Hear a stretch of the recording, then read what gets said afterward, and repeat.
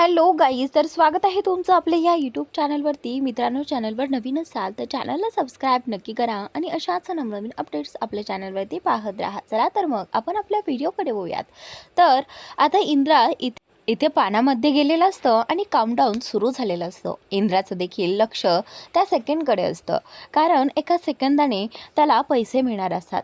कारण एक एक सेकंद वाढला की लाखोने पैसे वाढणार असतात. तर आता इकडे राणी जी आहे ती त्या ठिकाणापर्यंत पोहोचलेली आहे आणि ती पळतच आतमध्ये येते. आतमध्ये आल्यानंतर तिथे तिला खूप गर्दी दिसते आणि त्या गर्दीतून ती इंद्राला आवाज देत असते की सर सर, ओरडत ओरडत राणी आतमध्ये आलेली आहे. पण इंद्राला मात्र त्या पाण्यामध्ये काहीही ऐकायला जात नसतं. इंद्रा स्वतःचा जीव धोक्यात टाकून आबांसाठी हे काम करत असतो आणि त्याने खूप श्वास रोखून ठेवलेला असतो आणि त्याच्या नाकामध्ये देखील तो पाणी जाऊ देत नसतो. तर त्यानंतर इकडे काही लोक म्हणू लागतात की खरंच हा बहादूर हे पैसे, ही रक्कम उचलून जातो की काय, काय माहिती. तर आता इथे हा जो अँकर आहे तोही बोलत असतो की या मुलाने खरंच खूप दम ठेवला आहे. तर त्यानंतर राणी आतमध्ये येते. राणी इंद्राला अशा अवस्थेत पाहते आणि घाबरून जाते. राणी आता समोर पाहते की इंद्रा पूर्णपणे पाण्यात डुबलेला असतो. तर राणी खूप शॉक होऊन इंद्राकडे धावत पळत जाते आणि इंद्रजित सर इंद्राला असा आवाज देत असते. तर त्यानंतर सगळी लोक राणीकडे पाहत असतात. लोकांनाही कळते की आता हा मुलगा काही जगू शकणार नाही, कारण पाण्यातून बुडबुड्या येणं देखील बंद झालेलं असतं. लोकांना वाटतं की आता त्याच्या नाकात आणि तोंडात पाणी गेलंच आहे, कदाचित हा आता संपला आहे, असे लोकांची चर्चा सुरू होते. तर आता इकडे इंद्राने आतापर्यंत 6 लाख रुपये कमावलेले असतात आणि थोड्याच वेळात आणखीन 2 सेकंदानंतर त्याचे जे पैसे आहेत ते वाढणार असतात. तर आता राणी इंद्राला आवाज देते, पण राणीलाही इंद्राचा काहीच प्रतिसाद दिसत नाही. राणी बोलते की सर, हे काय करायची गरज होती, लवकर बाहेर या इथून. राणी इंद्राला खूप जवळून मोठमोठ्याने आवाज देत असते, पण इंद्राला काय तिचा आवाज त्याच्यापर्यंत पोहोचत नाही.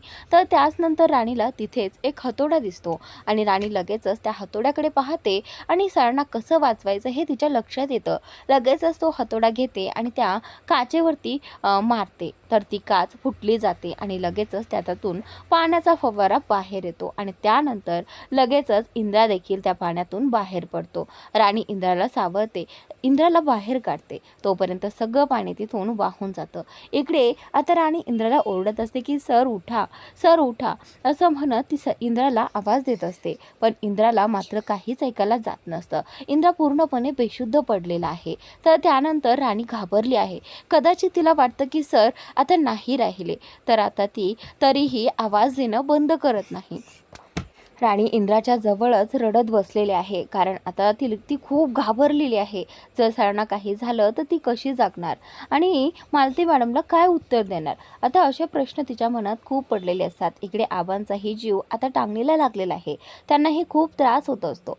इंद्रासाठीच सगळेजण थांबलेले असतात. एकदा इंद्रा पैसे घेऊन येईन आणि पैसे भरेन आणि त्यानंतरच आबा ऑपरेशन करणार असतात. तर आता मालती बोलते की विक्रांत जा, लवकरात लवकर डॉक्टरांना आवाज दे, कारण आबांना त्रास होतोय खूप. लगेचच विक्रांत डॉक्टरांना इथे आवाज देतो आणि डॉक्टर देखील येतात आणि डॉक्टर बोलतात की हे पहा, आता वेळ घालून चालणार नाही, आपल्याला लवकरात लवकर तयारी करायला हवी. तर आता इथे विक्रांत बोलतो की मालती काकी, हे पहा, आत्ता थांबून नाही चालणार, मी डॉक्टरांना सांगतो तुम्ही ऑपरेशनची तयारी करा. तर आता मालती बोलते की ठीक आहे विक्रांत. असं म्हटल्यानंतर डॉक्टर बोलतं की ठीक आहे, मीही ऑपरेशनच्या तयारीला लागतो. तर आता इथे आबांनी आता अक्षरशः डोळे देखील बंद केलेले आहेत आणि हालचाल करणं देखील बंद केलेलं आहे. मालती प्रचंड घाबरून जाते. कदाचित मालतीलाही ते वाटू लागतं की आता आबांचंही काहीच खरं नाही. मालतीचे हातपाय तिथेच गळून जातात. तर त्यानंतर इकडे हा जो विक्रांत आहे तो इथे पैसे भरण्यासाठी काउंटरजवळ आलेला असतो आणि सांगतो की इथे हॉस्पिटलमध्ये आबासाहेब महाडिक जे आहे त्यांच्या इलाजासाठी हे पैसे भरण्यासाठी मी इथे आलो आहे, त्यांच्या ऑपरेशनसाठी हे पैसे जमा करा. तर आता इथे विक्रांतने तिच्यासमोर पैसे ठेवलेले आहेत आणि तेवढ्यातच तिथे इंद्रा येतो आणि इंद्रा बोलतो की आबासाहेब महाडिक हे आमचे नातेवाईक आहेत, त्यामुळे तुम्ही आमच्याकडचे पैसे घ्या, कारण आम्ही त्यांच्या खूप जवळचे आहोत. तर आता असं बोलल्यानंतर विक्रांतला राग येतो आणि विक्रांतला कळत नाही की इंद्राने एवढे सगळे पैसे एका दिवसात कसे काय आणले. तर विक्रांतला तो प्रश्न पडलेला असतो. तर त्याचनंतर आता इथे इंद्राची अवस्था तो पाहतो. लगेचच विक्रांत इंद्राला विचारू लागतो की इंद्रा, ही काय अवस्था करून ठेवली आहे, काय झालंय तुझ्यासोबत. तर त्यानंतर इथे राणी बोलते की ते सांगणं आम्ही तुम्हाला गरजेचं नाही समजत, असं म्हणत राणीने काहीच उत्तर त्या विक्रांतला दिलं नाही. त्यानंतर मित्रांनो, तुम्हाला प्रश्न पडला असेल की इंद्रा कसा वाचला, तर ऐका प्रेक्षकांनो, राणीने त्यावेळी इंद्राला त्या पाण्यातून बाहेर काढलेलंच असतं. तर आता काहीही करून तिला इंद्राला वाचवायचं असतं. राणीने त्याला खाली झोपवलं आणि त्यानंतर तिने हाताने त्याची छाती दाबली आणि हळूहळू करून इंद्राच्या तोंडून पाणी बाहेर पडलं आणि इंद्रा श्वास घेऊ लागला. तर त्याचनंतर आता इंद्रा शुद्धीवर देखील आला. जसं की इंद्राच्या तोंडातून सगळं पाणी बाहेर पडलं आणि त्यानंतर इंद्रा राणी दोघेही एकमेकांकडे पाहू लागतात आणि राणी बोलू लागतात की सर, तुम्ही ठीक आहात. तर त्यानंतर राणी लगेचच इंद्राला वरती करते आणि लगेचच इंद्राला जाम मिठी मारते. राणी खूप घाबरली होती, जर सरांना काही झालं तर तिचं कसं होईल. तर त्यानंतर इंद्रालाही आता तो जिवंत आहे याचं नवल वाटलं आणि त्यानंतर त्याने देखील इथे राणीला कडकडून मिठी मारली आणि सगळे प्रेक्षक हे सगळं पाहत असतात. तर त्यानंतर लगेचच तिथे उभा असलेला अँकर देखील बोलतो की या गड्याने करून दाखवलं, या गड्याने एवढे पैसे कमवून दाखवले आणि हा खेळ जिंकून दाखवला. तर त्यानंतर राणी जी आहे ती इंद्राला शुद्धीवर येताच एक गालात मारते आणि बोलते की सर, हे सगळं करायची काय गरज होती.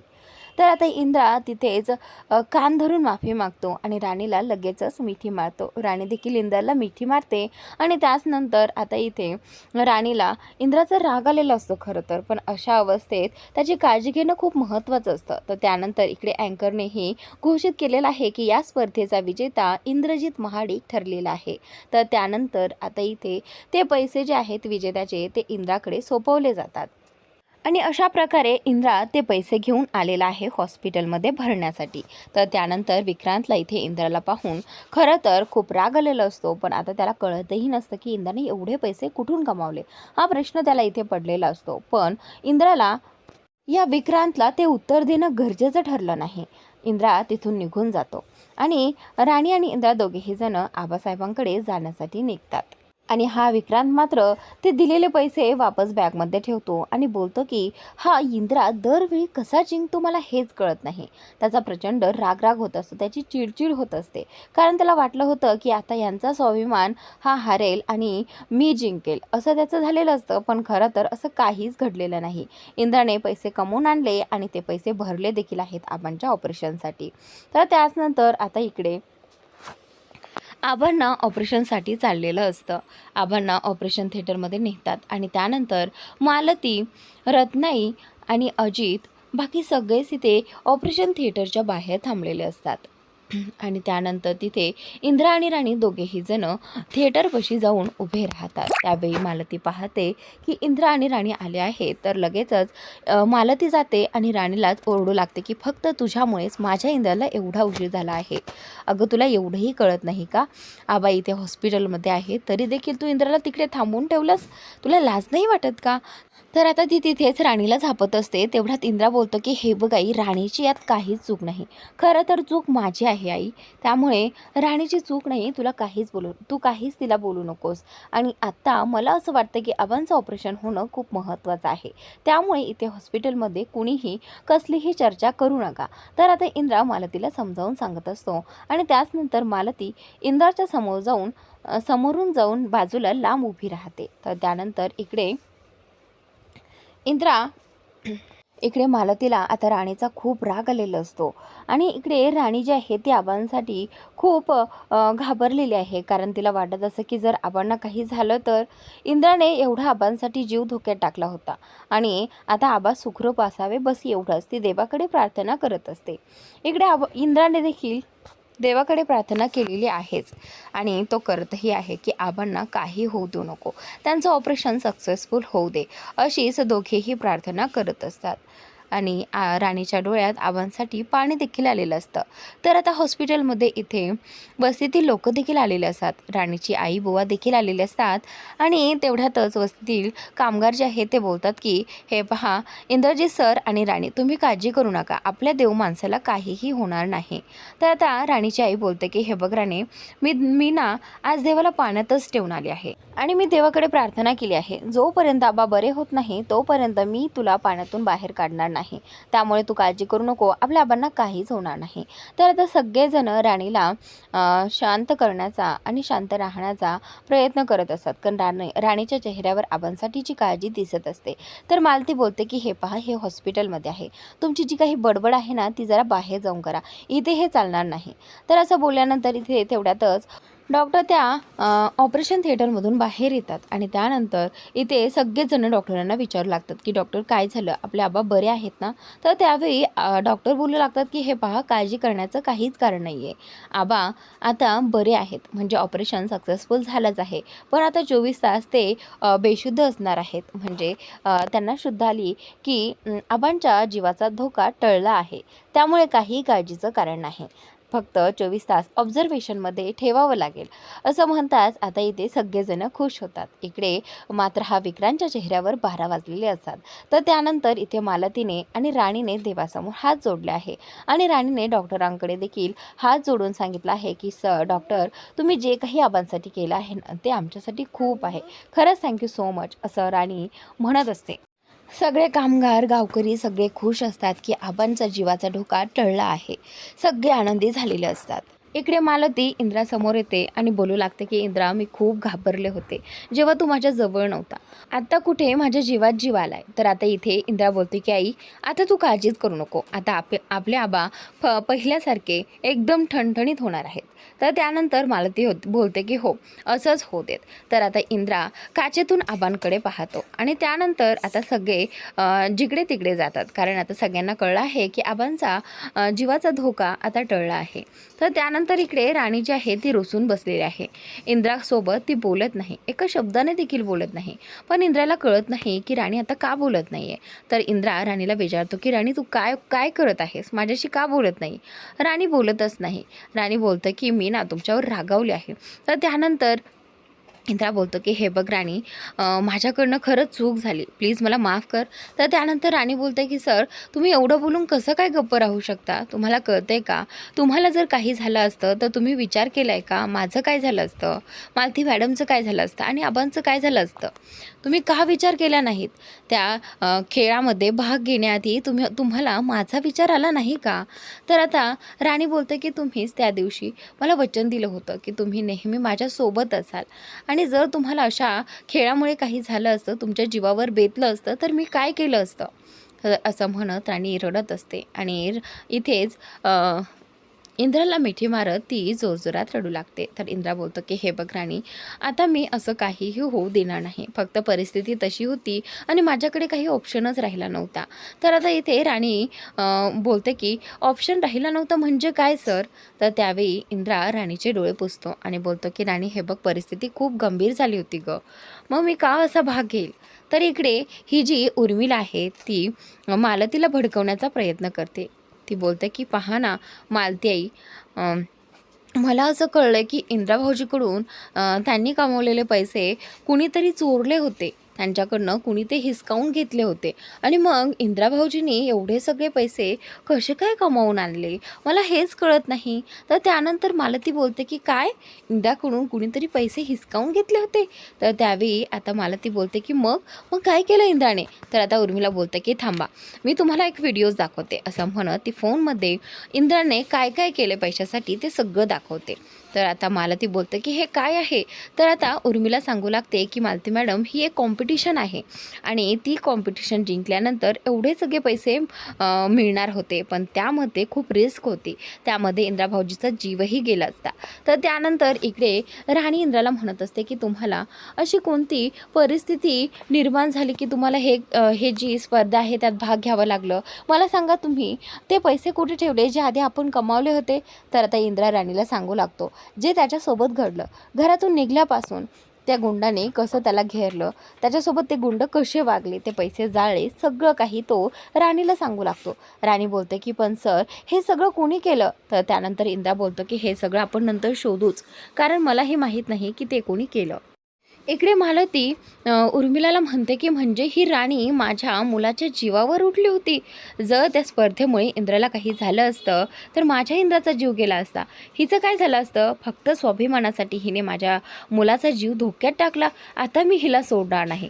आता मी ही बघते की ही मुलगी कशी परीक्षा देते आणि कशी वकील होते ते. आता सगळं काही मी करणार. मी हिला परीक्षा देऊच देणार नाही. मालतीने आता ठरवलं आहे की आता राणीला कसा त्रास द्यायचा आणि तिची स्वप्नभंग होताना मला पाहायचे आहे, असं मालतीचं झालेलं असतं. इकडे उर्मिलाने तिचं काम केलेलं असतं आणि मालती उर्मिलाच्या जाळ्यात अडकत चाललेली आहे. तर आता इकडे राणी म्हणत असते की सर आता हे जे कोणी केलं आहे ते आपल्याला शोधायला हवं. त्यानंतर आता इंद्रा बोलतं की हो राणी, ते नक्की शोधू, पण त्यासाठी आता तुला लॉयर देखील व्हावं लागेल, कारण आता आपल्या मार्गातील सगळे अडथळे दूर झाले आहेत. आबाही बरे होत आहेत आणि आता तुझी परीक्षाही सुरू आहे, त्यामुळे तू लवकरच लॉयर होऊ शकते. आणि मला वचन दे की तू एकदा लॉयर झाली की आपण सगळं काही आपलं परत मिळवायचं आहे. तर राणीने इंद्राला वचन दिलं आहे की हो, मी सगळं काही परत मिळवून दाखवेल. तर त्यानंतर आता थोड्या वेळाने सगळेजण आबांच्या पाशी येऊन बसतात आणि आता इथे मालती आबांकडेच पाहत असते. पण तेवढ्यातच राणीला दिसते की आबांच्या बोटांची हालचाल होते. तर राणी सांगते की सर आबांच्या बोटाची हालचाल होते म्हणजे सर आबा शुद्धीवर येत आहेत. तर आता इथे सगळे खुश होतात आणि त्यानंतर आबा जे आहेत ते हळूहळू डोळे उघडू लागतात आणि डोळे उघडल्यानंतर आता इथे इंद्रा जो आहे तो बोलतो की आबा तुमचं ऑपरेशन सक्सेसफुल झालं आहे आबा, आणि तेही आपल्याच पैशाने. इंद्राने हे सांगितल्यानंतर आबांना खूप बरं वाटतं.